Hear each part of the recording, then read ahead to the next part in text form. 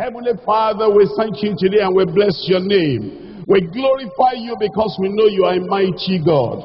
You have not changed. You are the same forevermore. You are the Jesus yesterday, today, and forever. And what you did in days gone by for people like us, you are going to do for us today in Jesus' name. Our hope and expectation is high. Our faith is centered on you. And we believe today you will magnify yourself and honor our faith. And you will bless everyone in Jesus' name. This is the day you'll break our yoke. This is the day you'll heal our sicknesses. This is the day you'll pour your blessing upon us. And we are praying it will be so in Jesus' name.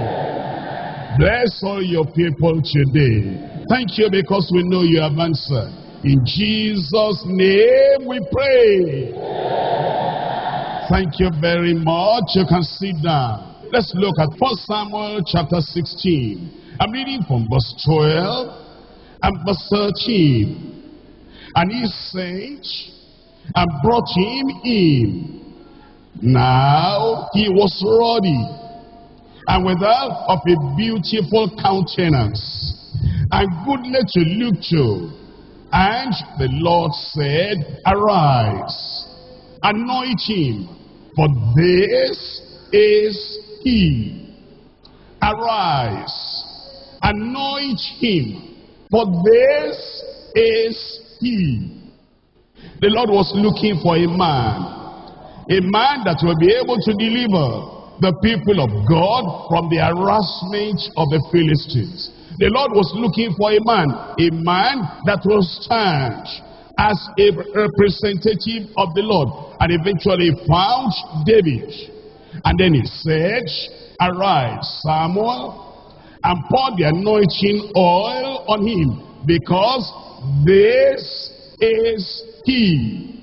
If the Lord can find you today as a man, if the Lord can find you today as a woman, and the Lord can say, this is he, the hope of your community, the hope of people around you.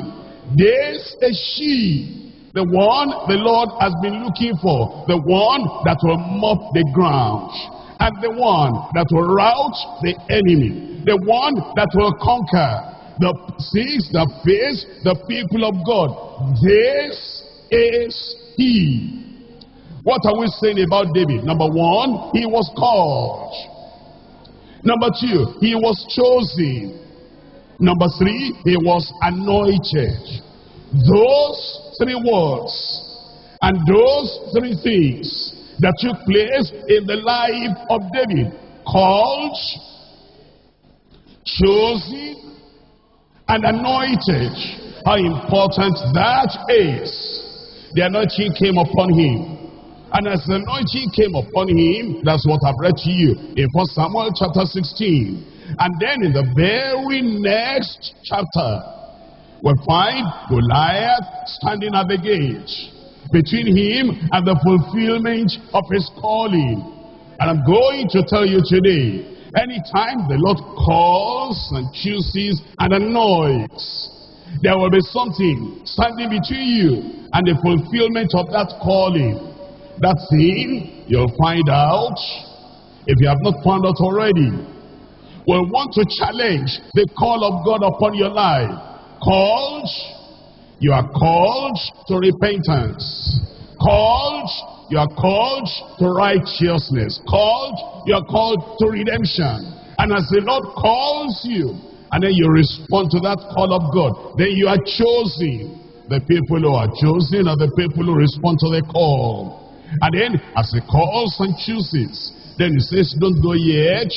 For you to be able to do everything the Lord has called you to do, right in front of you, there is something that you need. That is the anointing of the Spirit of God. We're told in verse 13 of that 1 Samuel chapter 16 verse 13. Then Samuel took the horn of oil and anointed him in the midst of his brethren, and the Spirit of the Lord came upon David, From that day forward, the Spirit of the Lord came upon David. From that day forward, as you have seen, a man called, chosen, and anointed. And yet you understand, the anointing does not make you to be or to sleep on a bed of roses for the rest of your life. The anointing actually gets you up and makes you to be able to face what will try to challenge the call of God in your life. What will challenge the choice of God in your life? What will challenge the anointing of God upon your life? That's why you find chapter 17 following immediately after chapter 16. Understand, the anointing will always be challenged. Goliath was coming against him now. And if you overcame this Goliath, that will open the door for him to overcome all the other enemies. Goliath was standing at the gate. Overcoming Goliath in this chapter 17 of 1 Samuel will open the door for a lifetime of overcoming. On the other hand, being defeated by Goliath at this time will end his life, will end his ministry, will end every prospect, every possibility of success in the future in his life. That's why this gateway into the blessing, this gateway into the victory, this gateway into the overcomer's life was very important for David, and it's very important for you and for me. The unconquerable David. What made him to be unconquerable? I'm going to look at this message under 3 subtitles. Number 1, the characteristics of unconquerable David. Point number 2, the combatants against unconquerable David.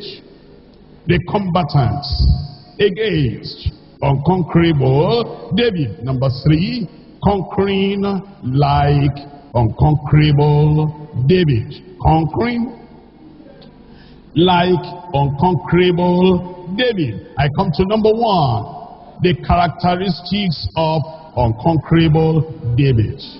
What did God see in David? What did God appreciate in David? What is God looking for in your life? That he will say, I'm going to put all my power, all the divine energy, all the possibilities of faith, all the possibilities of grace into your life. What's he looking for?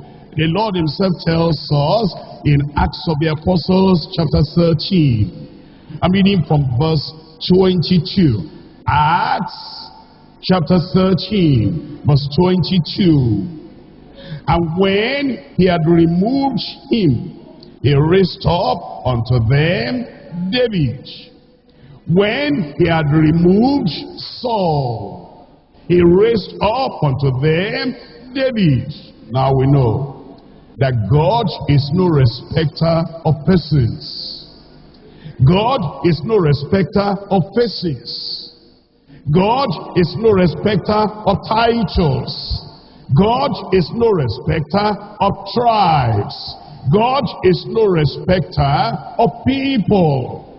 If he removed Saul and he put David, there must be a reason, and it's very simple. What he found in David, he didn't find in Saul. That's why he removed him, and then he brought on David. That's what God always does.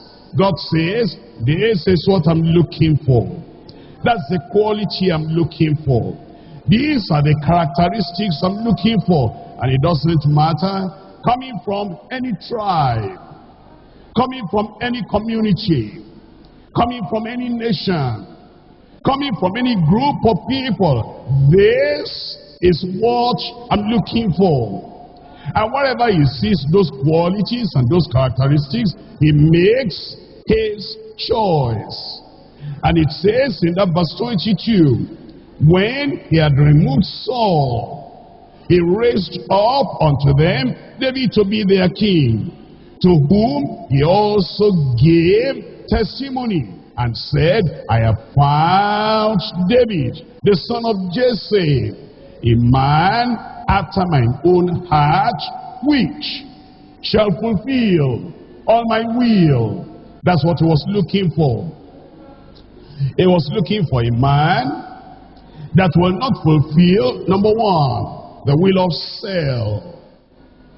Number two, the will of Satan. Number three, the will of society. He will not be a man that society could dribble around. He will not be a man that society will tie a rope around his waist and be dragging him in any direction they pleased. But he'll be a man not under the control of self, not under the control of Satan, not under the control of society. He said, I have found David, the son of Jesse, a man after mine own heart.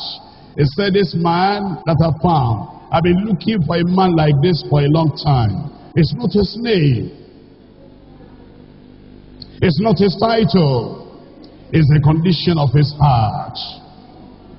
It's not his education. It's not his beauty. It's not his physique. It's the heart. For man looketh on the outward appearance, but God does not look on the outward appearance. God looks at the heart. And when he finds a man whose heart is aligned to the will of God, whose heart is aligned to the word of God, it says, I have found a man after mine own heart, who will fulfill all my will. Enough of the will of self. Enough of the will of Satan. Enough of the will of society. Now, from this moment on, from this time on, I want to fulfill only and always the will of God. That's the man. And that's the woman. It says, which shall fulfill all my will. You understand? Part of the will of God will not be too simple, will not be too easy. But the Lord was saying, this man is not going to be looking at how high, how great, how difficult the challenges are. He will put his heart, his mind to fulfilling all my will. He'll not be fulfilling my will only when he's happy. He'll be fulfilling my will every time, every moment, all the days of his life. He will not be fulfilling my will only when things go his own way and things are just as he expects. But when things are what he doesn't expect, and conditions and the direction of things around him, they go in a way he wasn't expecting, and yet he'll make up his mind. I am a man after God's heart, and I will fulfill all the will of God. If that's your mind today, if that's your heart today, then God can say, I found a man, I found a woman after my heart who will fulfill all my will. Look at verse 36. In verse 36, for David, after he had served his own generation by the will of God. That's it. Serving your generation, not by the will of self. This is how I like to do it. This is what I will do. This is a place I will go. And this is the thing I can do. And if they don't give me this to do, finish. I won't do any other thing. That's the will of self. He served his own generation, not by the will of society. He served in those generations by the will of God. That's what God is looking at. Come back to 1 Samuel chapter 13. In 1 Samuel chapter 13, verse 14. But now thy kingdom shall not continue. Again, talking to Saul. Talking to Saul. Now, thy kingdom shall not continue. Would you look up here for a moment? You see, there are many people that do not understand the word of God. And you know, in this church, we all say we don't believe in eternal security for salvation. What that means is there are people that say once you are saved, you're always forever saved. That's not Bible.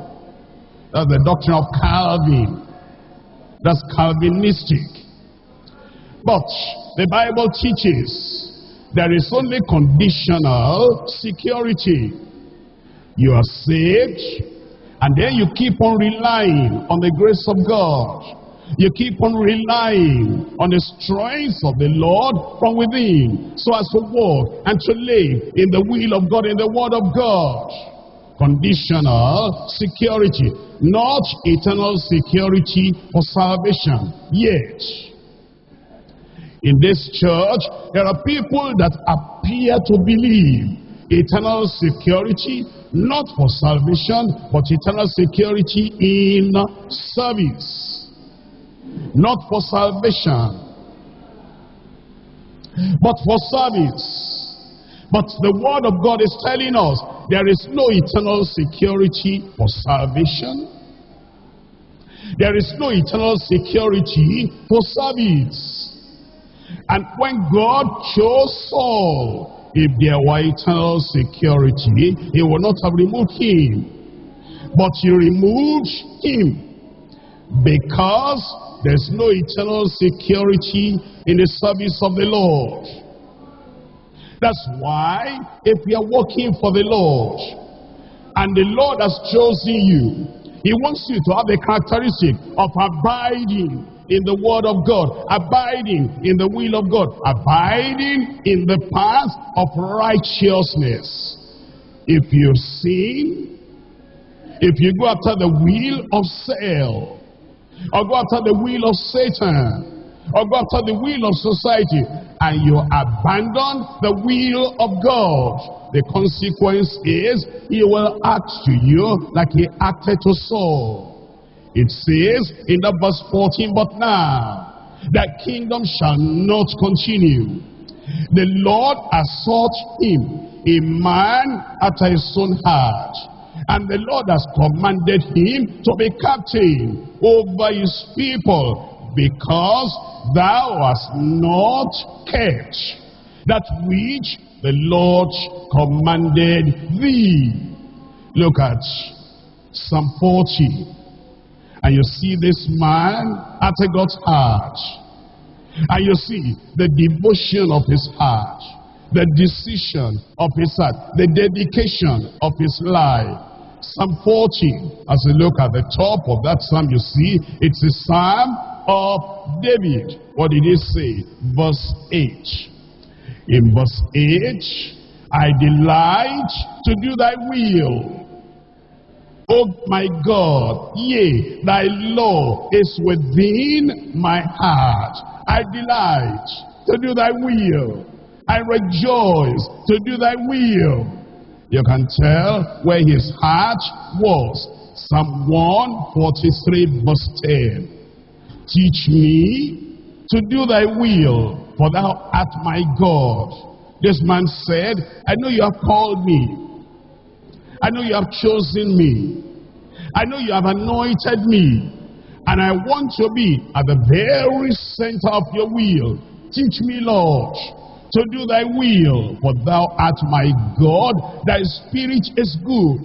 Lead me into the land of uprightness. What a great revelation in our lives.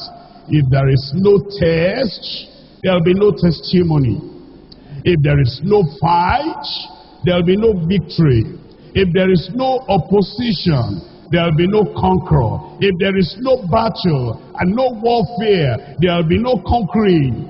You see, there are many people, I want to be more than a conqueror, but to fear challenges. I want to be more than a conqueror, but to fear the good fight of faith. I want to be more than a conqueror, but you fear persecution and opposition. If there is no test, no trial, no trouble, there will be no testimony. If there is no conflict, if there is no opposition, if there is no persecution, if there is no challenge, if there is no difficulty, how will you be a conqueror? What made David to be a conqueror, more than a conqueror, is that he had combatants that fought against him. And what will make you a conqueror in your life, more than a conqueror in your life, more than people that have the ordinary level victory, is the conflict, the battle, the warfare, the stronghold, the challenge that come against you. Point number 2, the combatants against unconquerable David. 1 Samuel chapter 17. In 1 Samuel chapter 17, verse 4. And there went out a champion of the camp of the Philistines, named Goliath of Gath, whose height was 6 cubits and a span. Here we meet the champion from the enemy camp. And you ask yourself the first question: did Goliath know David? No. Was Goliath really after David? No. Goliath was representing the Philistines, and the Philistines were after Israel. The Philistines were after the nation, and the Philistines were after Saul. They knew Saul, they didn't know David. The Philistines knew Israel, they didn't know David. And so when David came out, Goliath was fighting against him, not because there was a personal quarrel, a personal conflict, a personal battle, a personal challenge. He was fighting him because he represented the nation. Satan is not really after you as an individual. It's after the church. It's after Christ. But he cannot fight Christ. Christ is seated on the right hand of majesty on high. Christ is seated down on the throne of authority and power, highly exalted above principalities and powers. And therefore Satan really is against the church, the Israel of God. And you happen to be a follower of Christ, a representative of the church. And it's because you have a part in the church. It's because of your place, your position in the church. That's why Satan is after you. Ordinarily, he wouldn't bother you. Ordinarily, Goliath will not confront, will not bother David. But because of who he was standing for, he was standing for God. I found a man after mine heart. He was standing for Israel. Choose you a man that will fight against me. If I overcome him, then you will be our slaves, our servant. If he can overcome us, then we will be your slave. That's the challenge today. The battle line is drawn, and the devil wants to fight against your life. But you know, if you do not understand, if you do not know who your enemy is, you'll be fighting shadows. You'll spend all your ammunition, all your strength, all your ability. You'll waste your anointing if you're fighting the wrong enemy. Now, you have seen here in verse 4 that Goliath was the champion of the Philistines. You don't have Philistines there. Neither do you have the same Goliath of that age, of that time, of that era, of that epoch, right now. Who then is a Goliath today? To answer that question, you ask yourself, what did Goliath want to do to David? He wanted to kill him. What is the sin today? that wants to kill you. That's the Goliath. What did Goliath want to do to David? He wanted to give his flesh to the birds of the air. What is it today that wants to give your life to the birds of the air? I mean to the demons and the evil spirits. That's the challenge. That's what we're going to find out. What did Goliath want to do? He wanted to defeat David, so as to show Israel that Israel cannot stand, that the nation cannot stand. What is it today that wants to defeat your life, to show to the world that the church does not have the power, the purity that the church is claiming to have? That's what you'll find out. That is the Goliath today that we're fighting against, and we're going to win. We're going to overcome in Jesus' name. In fact, it says, greater is he that is in you than he that is in the world. With him is the arm of flesh, and with us is our God, and he will give us the victory. Now, as we find out the Goliath of today, I'm going to spell that word Goliath for you. Why don't you spell it for me? Once you go.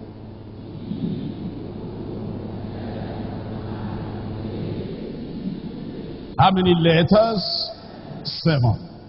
G for greed. You see, if there is anything that wants to destroy us today, it's greed. Many people don't understand. The Goliath today, we stand up, and then we're fighting against this, against that. Before you pray, and before you fight, what is it today that wants to destroy our Christian life? What is it today that wants to make us fall? What is it today that wants to destroy us spiritually, physically, and in every way? And what is it today that wants to destroy our service for the Lord? Greed. In 1 Timothy chapter 6, verse 9 and verse 10. For they that will be rich, those who are greedy of gain, for they that will be rich fall into temptation and a snare, and into many foolish and hurtful lusts, which drown men in destruction and perdition. For the love of money is the root of all evil, which while some coveted after, they have erred from the faith. They have pierced themselves through with many sorrows. If greed destroys you, if the love of money gets the better part of your life, if greed, running after money, makes you to deviate from the will of God and from the word of God, Goliath has conquered you already. Now, that is oppression. You see, oppression. And you find it everywhere. And that oppression is the Goliath of today. It's like that in every office. It's like that in every community. Oppression. Oppression. What does oppression do? Oppression destroys us if we do not know how to conquer Goliath. Ecclesiastes chapter 7 verse 7. Surely oppression maketh a wise man mad. Surely oppression maketh a wise man mad. If you're looking for a literal Goliath today, you won't find. If you say, I am ready, I'm going to fight Goliath, you will not find the Goliath we found in 1 Samuel chapter 17. But the oppression you'll find in every locality. In the house where you are living as a tenant, the oppression is there. In the office where you are working, the oppression is there. In the place where you are schooling, the oppression is there. And they will try to conquer you with oppression. You wait there and be asking for promotion, and you don't submit to this, they'll oppress you. And if you don't know how to conquer Goliath, that oppression will conquer you. And even, among the people that call themselves Christians, they will try to oppress you so as to be able to crush your spirit and to destroy your soul, and then to be able to nullify your consecration. Surely oppression maketh a wise man mad. Eventually, when the oppression comes to his height, you'll be acting as a mad man or a mad woman, and then they'll be laughing at you. They are the people that caused that sort of temporary madness, but they'll be laughing at you because they know it is their oppression that is turning you to another thing. And then they'll be saying, but you said you can pray, but you said you can stand, but you said you are consecrated. Oppression, that's the Goliath today, but we shall conquer in Jesus' name. What's the next letter? That's Lucifer. Lucifer. You know, sometimes Lucifer himself will come. He'll say, my messengers are not doing it right. My messengers are not dealing with you hard and tough enough. And therefore Lucifer will come. That's the Goliath of today. The Goliath of 1 Samuel chapter 17 is gone. It's dead. But another Goliath is rising up today. Is the champion of the principalities of the power of the air. He will try to challenge your life. In Isaiah chapter 14. Isaiah chapter 14 verse 12. In Isaiah chapter 14. Reading from verse 12. How art thou fallen from heaven, O Lucifer, son of the morning? Lucifer will fall in your life. Satan will fall in your life. Wherever Satan comes against your life, wherever that Lucifer comes against your life, you will overcome. In 1 John chapter 4 verse 4. In 1 John chapter 4 verse 4. Ye of God, little children, and have overcome them. We will overcome them. Because greater is he that is in you than he that is in the world. And then I come to I, that's infirmity. Infirmity. Luke 13 verse 11. It tells us, and behold, there was a certain woman which had a spirit of infirmity. There was a certain woman which had a spirit of infirmity. You know, that's the Goliath of today. The Goliath of today. Infirmity. And sometimes, you know, people don't even worry sometimes because of this kind of infirmity. Would you look up here? There are two kinds of sicknesses. There is what we call horizontal sickness. Horizontal is a line that you draw that is going from left to right, that is going from west to east, that is lying down. There is a vertical sickness, and the vertical sicknesses are more in number than the horizontal sicknesses. Let me explain to you. There are some few sicknesses that will make you lie down. You are bedridden. That's horizontal sickness. And you cannot eat for yourself, by yourself, and you cannot do anything by yourself. That's the horizontal sickness. But you see the other sicknesses, which are very, very serious. That's the vertical sickness. You might still be standing. You might still be walking about, but you are sick. Infirmity. You see this woman, she had a spirit of infirmity. What kind of sickness is that? Vertical sickness. It was serious, but she could still come out. Jesus didn't go to her house. She was still able to come out of the house, but for 80 years, vertical sickness. Do you remember that woman with the issue of blood? 12 years, vertical sickness. And you know, she was still able to move about. That's how she came to the crowd. Vertical sickness. Do you remember Bartimaeus? Bartimaeus had vertical sickness. He was blind, but he could come out of the house and go to the side of the road and be begging. And when he heard that Jesus was passing by, he got up and he followed after. Have mercy on me, thou son of David. I want to receive my sight.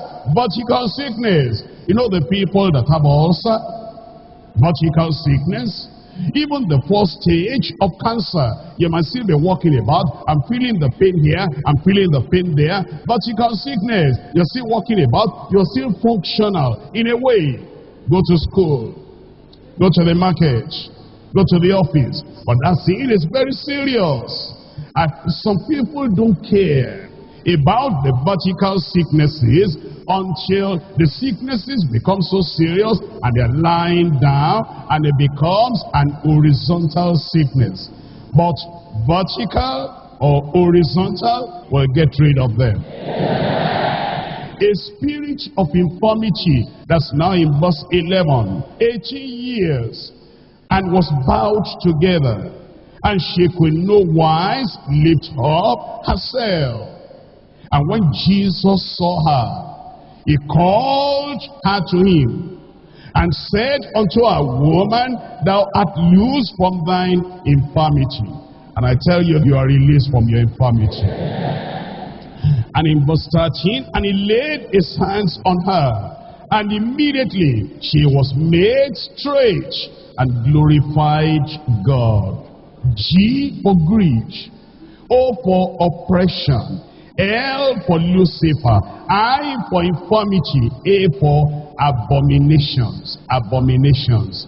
You're asking yourself, what is destroying many people today? What's destroying their future? Abominations. In Deuteronomy chapter 18, Deuteronomy chapter 18, I'm reading from verse 9. When thou art come into the land which the Lord thy God giveth thee, thou shalt not learn to do after the abominations of those nations. After the abominations of those nations, there shall not be found among you anyone that maketh his son or his daughter to pass through the fire, or that useth divination, or an observer of times, or an enchanter, or a witch, or a charmer, or a consulter with familiar spirits, or a wizard, or a necromancer. For all that do these things are an abomination unto the Lord, and because of these abominations the Lord thy God does drive them out from before thee. You see, what makes the Lord to drive us away from his presence, drive us away from the victory, drive us away from conquering, drive us away from the inheritance that he wants to give us, is because of abomination, the witchcraft, the familiar spirit, the occultism, and the cult, the joining of the cults. You know, sometimes there are parents that will say, and they take it lightly.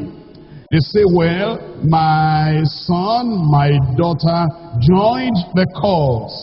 Well, you know, then they'll say, these young people, they are experimenting almost everything on earth. And my daughter now, or my son now, has joined the cult. That's Goliath. And the cult coming into your family, witchcraft coming into your family, and secret cult coming into your family, occultism coming into your family, will destroy that family. It's not just that child, because that child joining occultism has brought the presence of Satan into your family. That's Lucifer finding a seat, finding a throne right there in your family. And if you don't do something about it, that's the Goliath that wants to destroy you. But this day, they'll be destroyed in Jesus' name. Temptations. Temptations. Those are the things wanting to destroy us, like Goliath wanting to destroy the people of God. James chapter 1. In James chapter 1, from verse 12, blessed is the man that endureth temptation.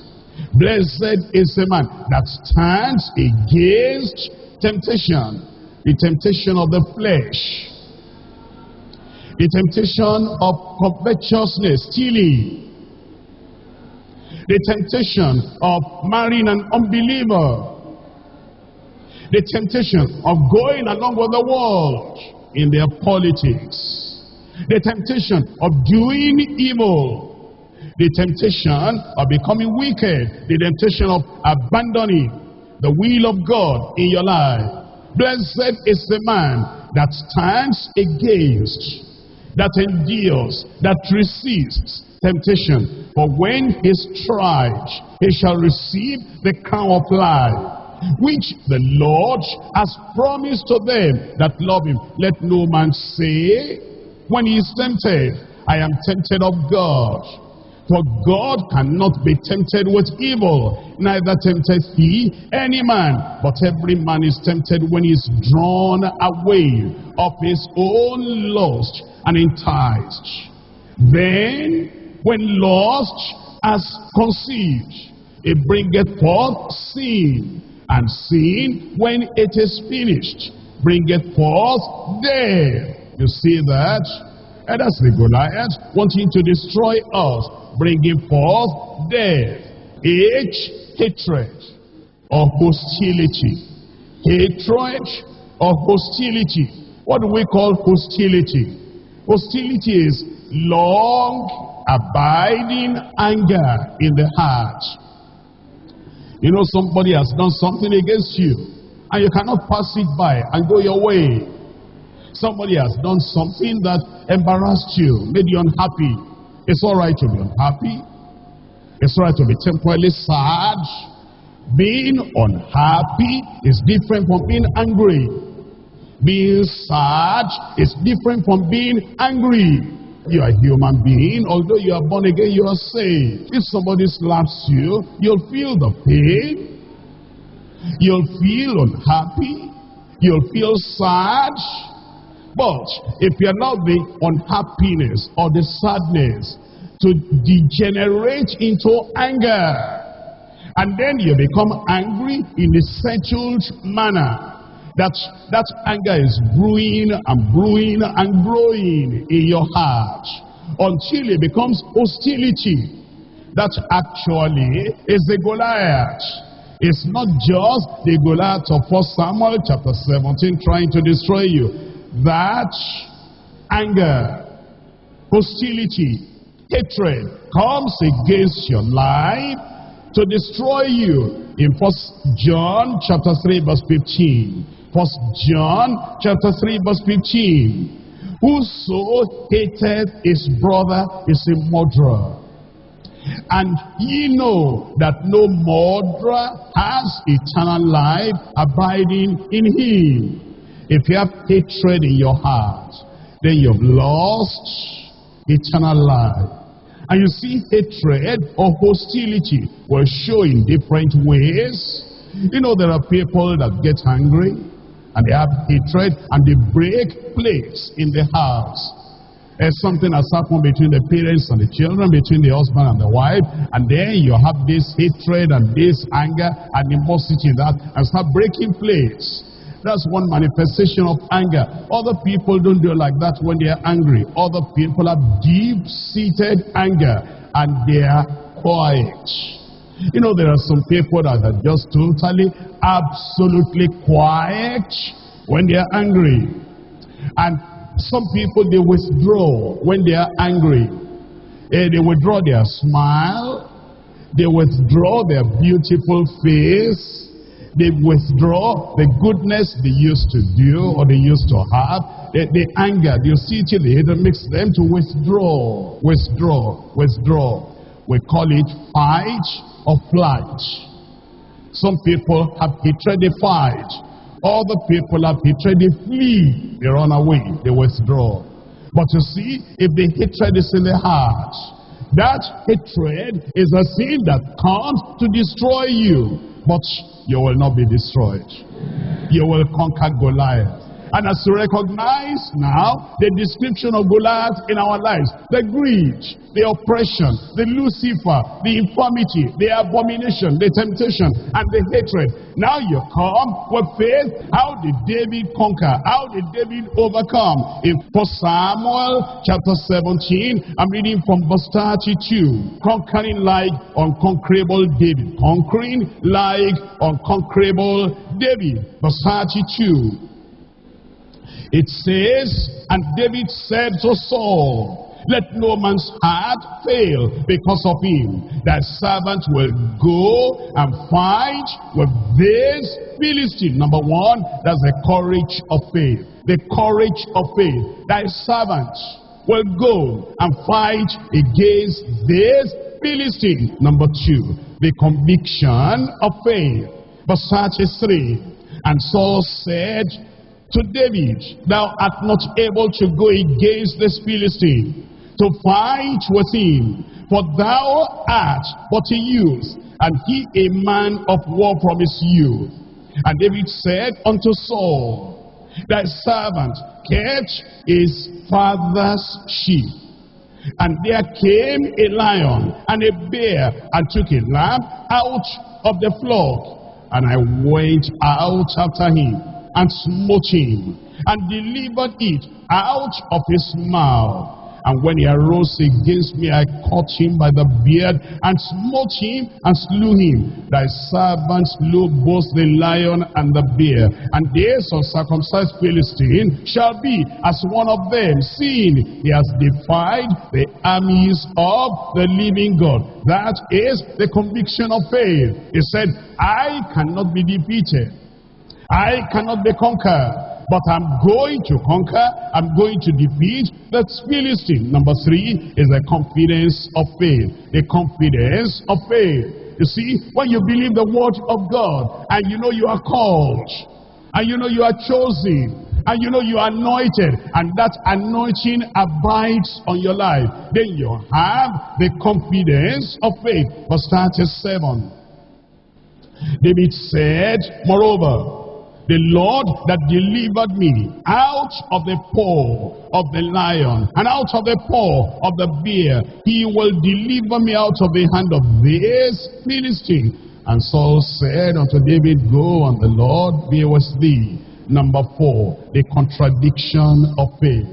As you are believing the Lord and you say, yes, I'm standing on this word of the Lord, there may be people that will suggest some other method apart from the name of God, apart from the name of Jesus, apart from the blood of Jesus, apart from the power that resides in your faith in the word of God. The contradiction of faith. Verse 38. And Saul armed David with his armor, and he put an helmet of brass upon his head.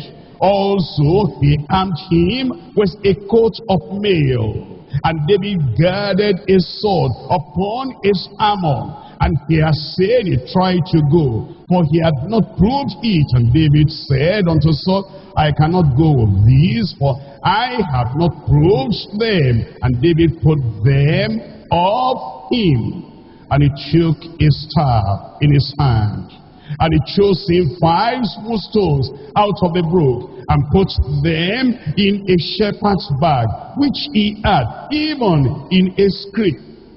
And his sling was in his hand, and he drew near to the Philistine. He drew near to the Philistine. You see, there'll be the contradiction of faith. They'll give you methods, they'll give you ideas, they'll call you to go places as if going to those places will solve the problem of your life. But you need to understand that the name of Jesus is what you have. And at the mention of the name of Jesus, every knee shall bow. And then we're told that when he took those 5 stones and the slings, he drew near to the Philistine. He drew near to Goliath. Don't run away.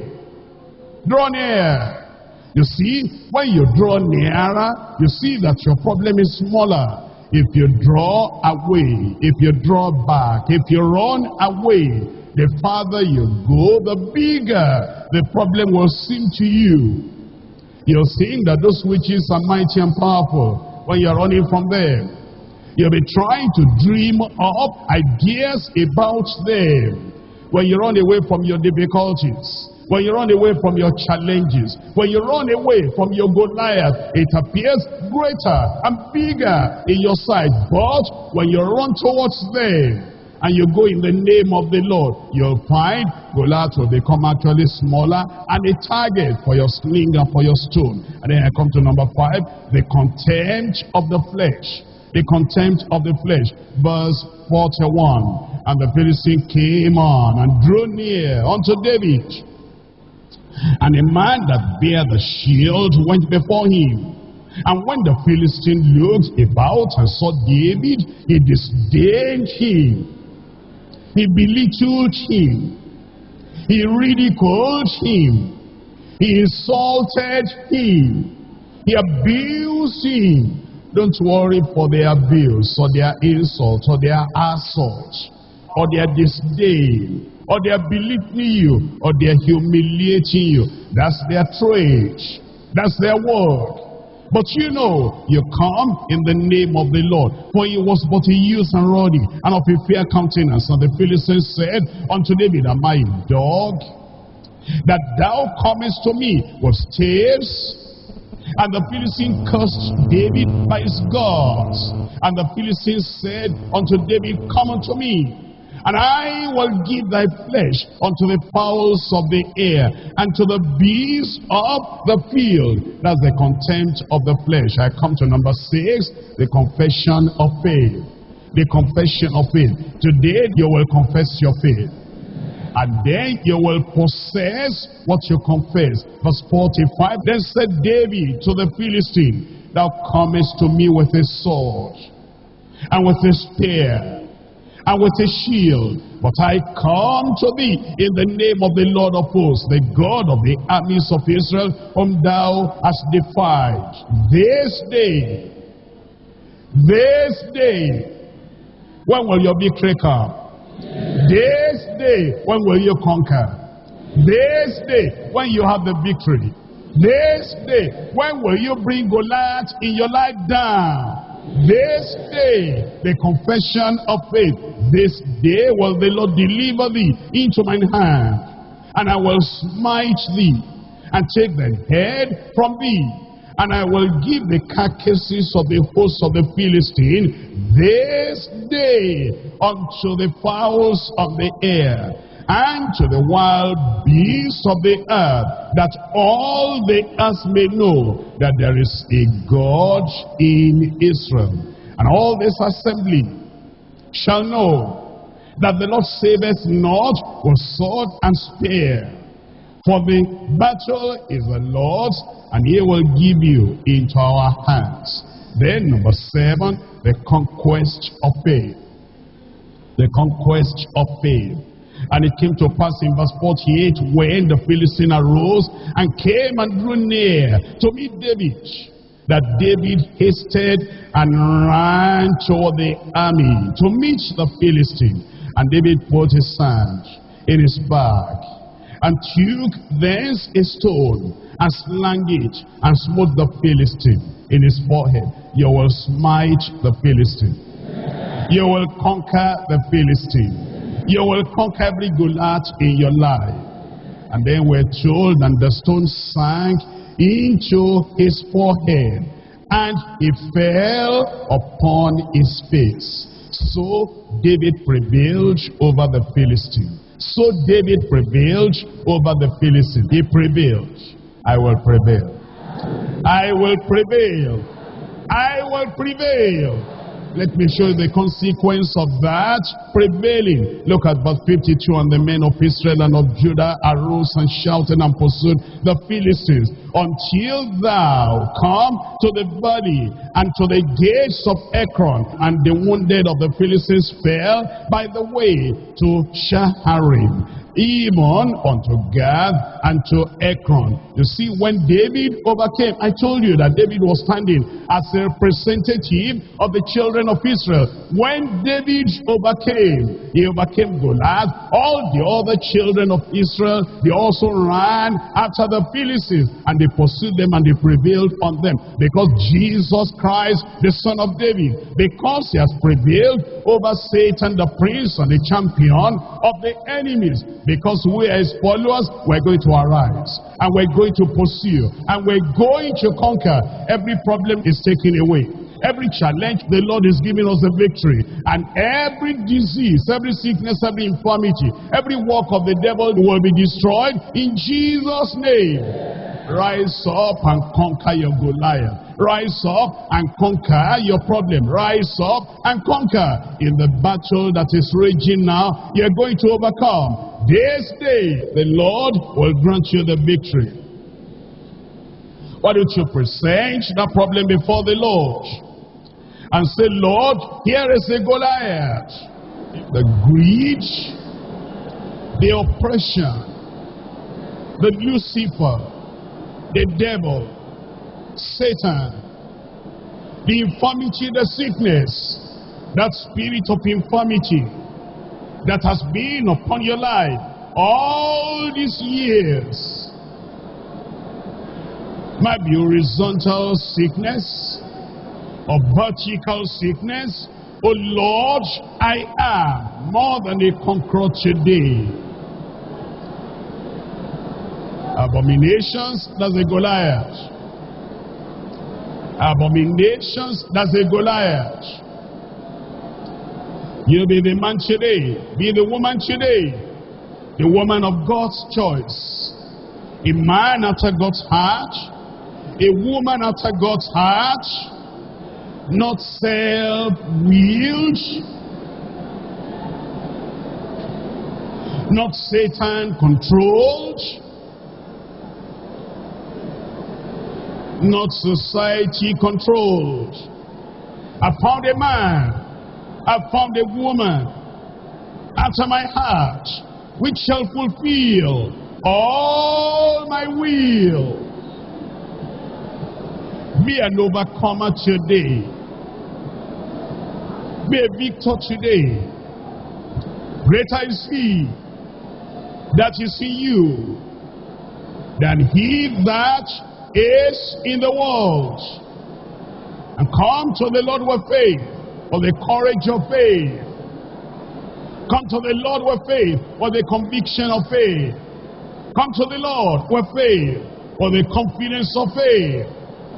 And you reject the contradiction of faith. Don't mind their contempt of the flesh. Move on with the confession of your faith. Because what you confess is what you will possess. What you confess is what you will possess. And that is what will lead you to the conquest of faith. This is the day of victory. This is the day of conquering. This is the day of conquest. And today, you can be more than a conqueror through the power of the one that has called you and chosen you. Called, chosen, and anointed for the battle day. Called, chosen, and anointed for the day of battle. In Jesus' name we pray. If you believe you have the victory, say good amen. You believe that the shout of the people of God will bring every Jericho wall down. Another amen. This is the day of your victory. This is the day of your conquest. And this is the day of your success. Why don't you raise up your hand for your victory? Raise up your hand for your conquest. And raise up your hand for your success. You have got it already. I said you have got it already. Enough of the time of testing. Now the time of testimony has begun. All the powers of darkness, they are brought down and they are destroyed in your life in Jesus' name. Father, in the name of Jesus, we thank you because as we come to your presence today, every Goliath will bow before us. Every Goliath will be defeated before us. Every Goliath is conquered before us. We come in the name of the Lord and we destroy every work of the devil in Jesus' name. The Goliath of besetting sin, the Goliath of self-will, the Goliath of Satan's control, you are destroyed in Jesus' name. Lord, I pray you bring spiritual victory to every one of us in Jesus' name. And then the Goliath of infirmity, the Goliath of sickness, the Goliath of horizontal sickness or vertical sickness, I come against you right now. Come out in Jesus' name. And for all those who are sick, I pronounce healing upon your life. For those who are attacked, afflicted, and oppressed, I pronounce deliverance upon your life. And for those who are weak and you are being defeated, I pronounce dominion and victory over your life in Jesus' name. Goliath is destroyed. Goliath is defeated. You are conquered already. You are more than a conqueror. And you are healed, you are delivered, and you are successful in Jesus' name. Oh Lord, I pray right now there will be a shout of praise, a shout of hallelujah in the midst of the people of God, and your victory will be confirmed in Jesus' name. Thank you, Lord, because I know you have answered. In Jesus' name we pray. Give me an amen of the conqueror. An amen of unconquerable believer. Thank you very much, and God bless every one of you.